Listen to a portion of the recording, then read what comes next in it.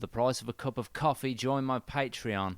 The page includes audio documentaries not available on my YouTube channel. Link below in the description. Thanks for watching.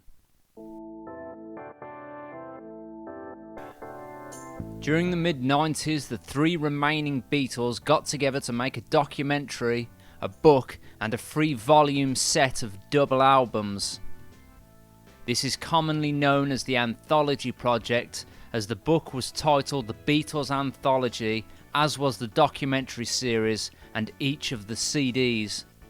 The TV documentary, directed by Jeff Wunfor, was originally going to be called The Long and Winding Road, but was changed to The Beatles Story and then finally The Beatles Anthology. Originally, George was going to treat the whole TV documentary as a joke and had wanted to make it in the style of Monty Python's Flying Circus. Wunfor spoke to Ringo about this, and Ringo stated, "I watched Monty Python's Flying Circus and didn't laugh once." The idea was quickly scrapped. It became clear early on there were going to be problems ahead. To keep the peace, all three Beatles were interviewed separately. This still proved difficult, as all three, including Yoko, had to agree on what would be put out. Harrison especially clashed with the others, as he talked so openly on camera. During production, the accounts from each Beatle began to contradict each other's. Ironic, considering the whole point was to put out the true story, making all previous books and accounts redundant. The documentary couldn't escape putting out its own myths of the Beatles' history. One example of this goes as follows. John throughout his life had put forward the story he came up with the name Beatles. He stated when he was 12 he saw a vision of a man on a flaming pie. The man told him, "You are Beatles, with an A." Yoko insisted this was fact. Despite it being common knowledge, Stuart Sutcliffe actually came up with the name Beatles. John even told different accounts of how he came up with the name, so he was an unreliable source at best. Still, the myth went into the documentary, regardless of Harrison's disapproval. Wunfor later called the TV documentary a nightmare experience. While working on the anthology documentary, the Beatles decided to record some background music to feature on the CDs. They quickly changed their minds and decided to record new Beatles material. Yoko Ono was contacted and asked if she had any material they could use. She sent them 4 demo tapes: Free as a Bird, Real Love, Now and Then, and Grow Old Alone with Me. Side note, throughout the 1980s, George was constantly bugged with questions about a Beatles reunion. His response was often, "While John Lennon remains dead, there won't be one." The trio decided on Free as a Bird for their first song. The demo had been recorded back in 1977 with John at home at the Dakota Building in New York. Ono later stated it was George and Neil Aspinall who phoned her to talk about adding vocals and background to John's tapes, and she later handed them to Paul in person. The tapes were handed over after John's induction ceremony at the Rock and Roll Hall of Fame. After the ceremony, Paul went to Ono's house to listen to the demos. John's son Sean was there with Yoko, and all three sat listening together. After the tapes ended, Sean stated, "Well, it'll be weird hearing a dead guy on lead vocal, but give it a try."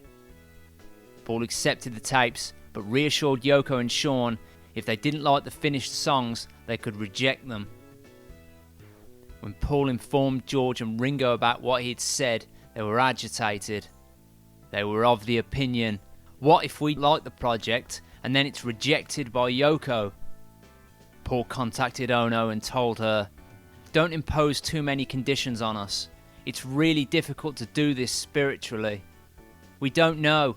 We may hate each other after 2 hours in the studio and just walk out. So don't put any conditions. It's tough enough." Ironically, Ono giving John's demo tapes to Paul had brought the Beatles back together, while for years she'd been blamed for breaking them apart. After this, George Martin was contacted to produce the new material, but declined due to hearing problems. This is strange because 10 years later he was able to produce the Beatles' Love soundtrack. But anyway, Harrison suggested ELO's Jeff Lynne as a producer. George felt so strongly about working with Lynne, he threatened to leave the project otherwise.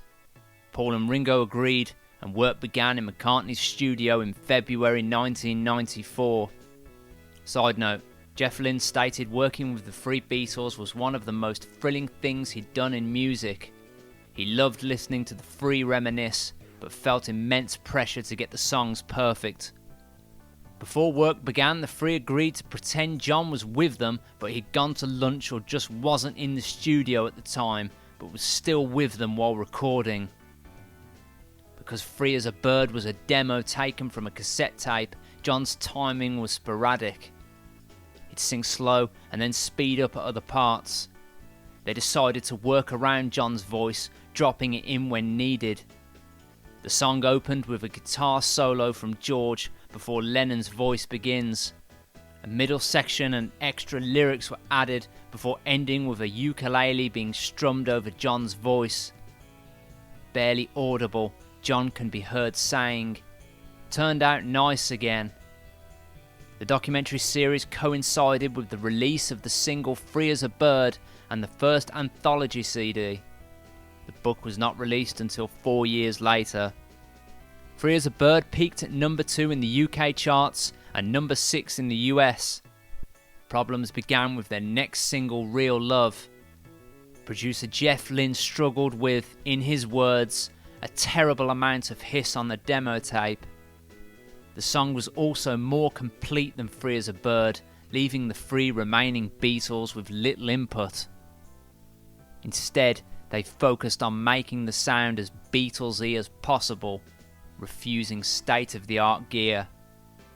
George Harrison played his famous psychedelically painted Fender Strat for the recording. As ever, tensions began to grow between McCartney and Harrison. One time George was mixing down in the studio and McCartney entered the room and stated, "That sounds nice, George. When the fuck did you learn to do all this?" George responded, "Remember me? I was second on the right." Paul had also took a jab at Harrison's slide guitar in Free as a Bird. When McCartney heard the playback, he stated, "Oh, it's My Sweet Lord again." Side note, at this time the press were claiming George only did the anthology project because he was broke. After they'd finished, George donated his anthology earnings to charity, and following his death in 2001, he had an estimated $99 million in his will. The final single, Now and Then, was scrapped after struggles with ambient noises and George losing faith in the song. George had told Paul the song was f***ing rubbish. In 2023, Paul, along with Ringo and George Martin's son Giles Martin, continued work on the song. To solve the earlier problems, AI was used to extract Lennon's vocals. As of November 2023, Now and Then is eagerly awaited by fans as the Beatles' final release. Years previous, when working on Now and Then, George had stated, "I hope someone does this to all my crap demos when I'm dead."